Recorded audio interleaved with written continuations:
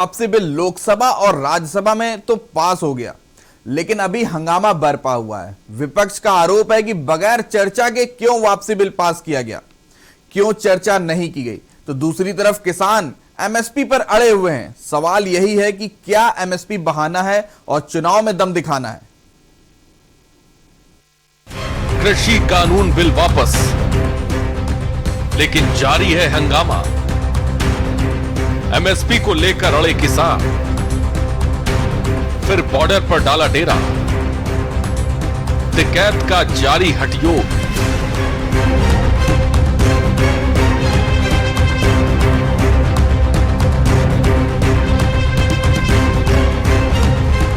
कृषि कानून बिल को लेकर अभी भी हंगामा जारी है। राज्यसभा और लोकसभा में बिल वापसी का बिल वापस तो हो गया, लेकिन हंगामा अभी भी खत्म नहीं हुआ। एक तरफ किसान एमएसपी पर अड़े हुए हैं, तो दूसरी तरफ विरोधियों के निशाने पर सरकार है।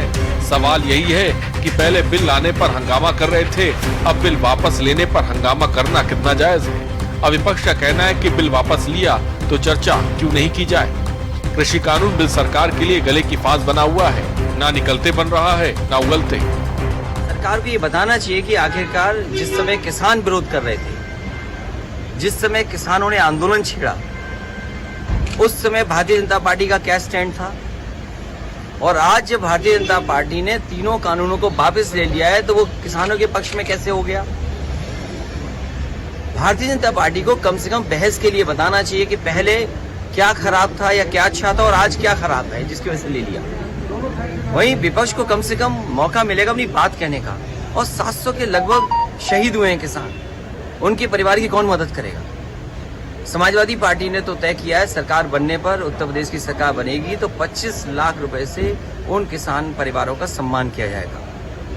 आज बहस की जरूरत है। देश जानना चाहता है कि आखिरकार भारतीय जनता पार्टी क्यों कह रही थी कि ये किसान के हक में है और वही कानून आज किसान के हक में नहीं है, इसलिए वापस ले लिया। ये भारतीय जनता पार्टी को भी किसानों को और देश को बताना चाहिए। 3 काले कानून हैं, इनको वापस लेना पड़ेगा। इसलिए कहा था क्योंकि हमें मालूम था कि 3-4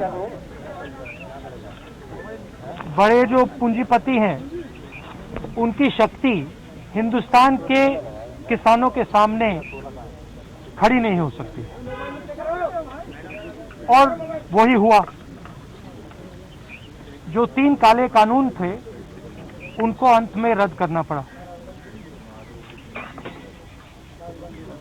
ये किसानों की, मजदूरों की सफलता है, एक प्रकार से देश की सफलता है। मगर जिस प्रकार से ये कानून रद्द किए गए, बिना कोई डिस्कशन, पार्लियामेंट में इसके बारे में चर्चा नहीं होने दी, ये दिखाता है कि सरकार डिस्कशन से डरती है। पहले गेहूं और धान 2 ही जिन्स एमएसपी पर खरीदी जाती थी। उसके बाद मोदी जी के नेतृत्व में दलहन, तिलहन और कपास की खरीद भी प्रारंभ हुई। 1 लाख करोड़ रुपए के इंफ्रास्ट्रक्चर फंड की स्थापना की गई। अल्पकालिक ऋण जो किसानों को फसल के लिए दिया जाता है, 2014 में वो 7 लाख दिया जाता था, आज उसको बढ़ाकर 16 लाख कर दिया है। छोटे किसानों को प्रोत्साहित करने के लिए, उनको मदद करने के लिए, उनकी ताकत बढ़ाने के लिए 10,000 एफपीओ बनाने की घोषणा की है।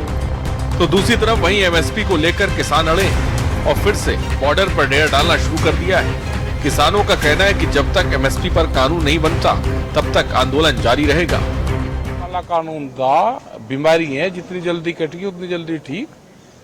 राष्ट्रपति की मोहर लग जाए, खत्म हो जाएगा। अब आगे की जो कहानी है, आगे की जो बातचीत है, उसको शुरू कर लेते हैं। फिर कोई बीमारी अब दूर होती है, आदमी खुश दिखता है। हाँ, खुश दिखे। 750 किसानों की शहादत हो रही, उनको भी जवाब देना। अब एमएसपी पे बात कर लें, जो 750 किसान शहीद हुए उस पर बात कर लें। कुछ महीनों में 5 राज्यों में विधानसभा चुनाव होना है और कृषि कानून बीजेपी के लिए गले की फांस बना हुआ है। लिहाजा मोदी ने बिल वापस ले लिया और अब एमएसपी को लेकर किसान अड़े हुए हैं। सवाल यही है, जब सरकार बिल वापस ले रही है तो एमएसपी पर कोई फैसला आखिर क्यों नहीं ले पा रही है। Bureau report, election desk. फिलहाल के लिए यूपी राउंडअप में